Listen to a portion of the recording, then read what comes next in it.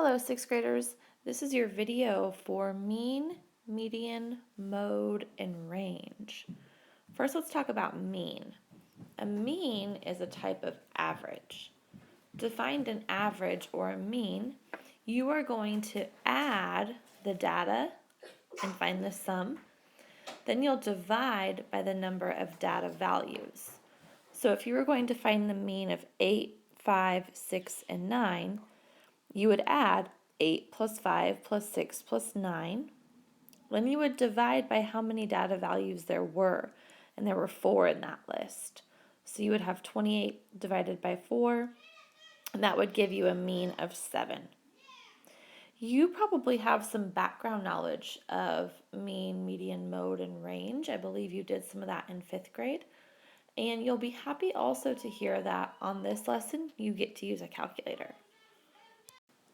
So kiddos, on this example, this list shows the number of text messages sent by a group of friends over a week. What's the mean number of messages sent? To find the mean number of messages sent, I'm going to do 120 plus 95 plus 101 plus 125 and so forth. I'm going to add those in my calculator. When I add all those up, I get 721. Then I have to divide by how many kids were in this text message group.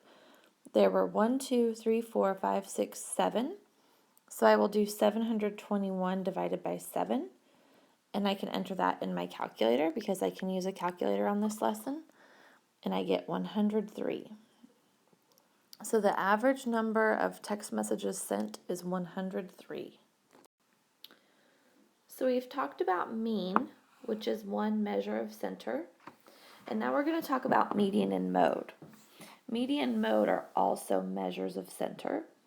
And a measure of center describes the typical value of a data set. Median is the middle value. To find the median, you order the data from least to greatest, and then you just find the data value that's in the very middle. If your set has an odd number of values, then the median is going to be the middle one. But for a set with an even number of values, you're going to have to find the mean of both middle values. Mode is the one that occurs the most. So again, if you order the data from least to greatest, and you find the data value that occurs the most often, that's all you have to do. Data can have one mode, more than one mode, or it could have no mode. When all the values occur only once, there is no mode. Okay, so we need to find the median and mode of the data. Step 1 is to order the data from least to greatest, and I've already done that for number 1. Notice that I struck some out as I went along because I just do that to help me make sure that I don't miss any. So as I'm rewriting my list in order from least to greatest, I just strike out what I've used so I know I don't forget anything.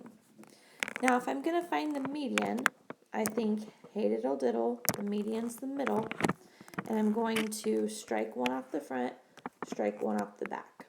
Strike one off the front, strike one off the back. Strike one off the front, strike one off the back, strike one off the front, strike one off the back until I have one left in the middle. So 12 is my median. The mode is the one that occurs the most. And so looking at my list, I have one of everything except for 20. I have 2 20s and one of everything else. So 20 is my mode on number 1. So for number 1, my median was 12. My mode was 20. For number 2, again, I've gone ahead and ordered my data from least to greatest because that's the first thing I have to do when I'm going to find the mode and the median. So my data is ordered from least to greatest, and I want to find the middle. I think, hey, diddle diddle, the median's the middle. So I'm going to strike one off the front, strike one off the back, strike one off the front, strike one off the back. And now I have 2 left in the middle. When I have 2 left in the middle, I have to find the mean of those 2. Remember that mean is find the sum and then divide by however many there are. So in my calculator, if I did 90 plus 100 and divided it by 2, I would get 95. So my median is 95. Now I have to find the mode, and the mode is the one that occurs the most. I'm looking at my data set though, and I just see one of every data set. I do not see any repeats, so this time there is no mode.